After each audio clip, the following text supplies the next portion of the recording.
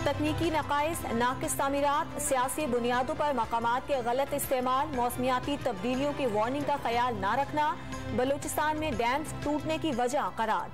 Dams टूटने से 5 अरब रुपए से जायद का नुकसान हुआ।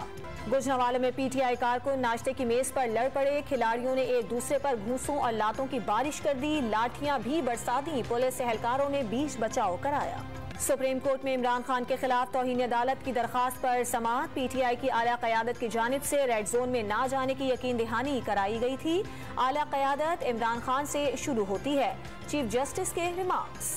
गुजरांवाला नवाज शरीफ का किला है। बदतरीन हालात में भी अवाम ने नवाज शरीफ का साथ दिया। लॉन्ग मार्च चंद फरलांग का मार्च रह गया। खुर्रम दस्तगीर की प्रेस कॉन्फ्रेंस। गुजरांवाला में खुर्रम दस्तगीर ने मजहबी मुनाफरत के बैनर लगवाए। पंजाब हुकूमत विफाकी वजीर खुर्रम दस्तगीर को गिरफ्तार करे, फवाद चौधरी का मुतालबा। चीन की सफ़े अव्वल कंपनियों के लिए पाकिस्तान पुरकशिश बन गया। कराची में पीने के पानी समेत कई बड़े मंसूबों में सरमायाकारी करेंगे।